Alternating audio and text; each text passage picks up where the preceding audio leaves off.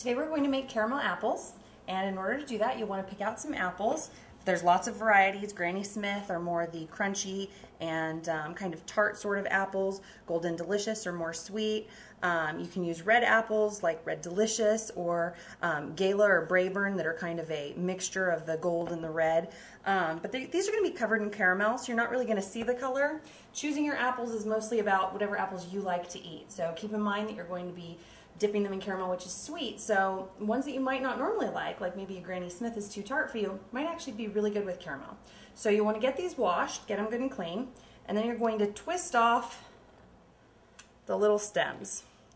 And sometimes they'll break off. And if you're really worried about getting every last bit of the stem, you can always grab a little pair of needle nose pliers and get them out of there, but it's not such a big deal. Okay, then you'll want to get them on sticks. And there's several different kinds of sticks you can use. Plain old lollipop sticks work great if that's what you happen to have on hand. Same with craft sticks. Or you can get at cake and candy decorating shops these little sticks that have a pointed end. Those happen to go into the apples really nicely. And now if you want ones that look like the traditional sticks but you don't have these available to you, maybe you don't have a cake and candy supply close by, if you've got plain old wooden dowels that you use to dowel cakes, you can snip them in the middle with a pair of pliers, the wire cutter type, and then just take a little pencil sharpener to it. So works fine any way you decide to go. So with this you just want to press it right into there. Sometimes having a little hammer, something like that, works out nicely. Then you can pound it down in there. But of course,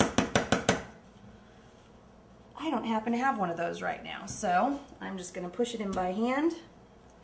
There we go.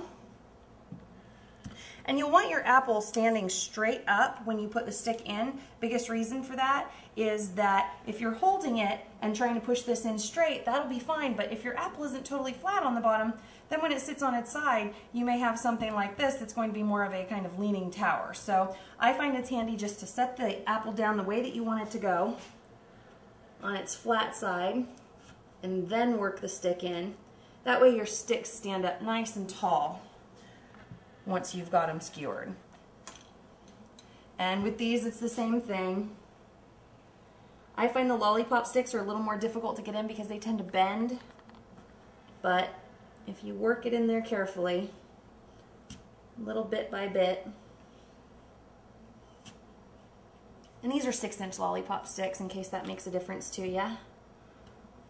There we go. So those work just fine. Or even just plain old craft sticks like this.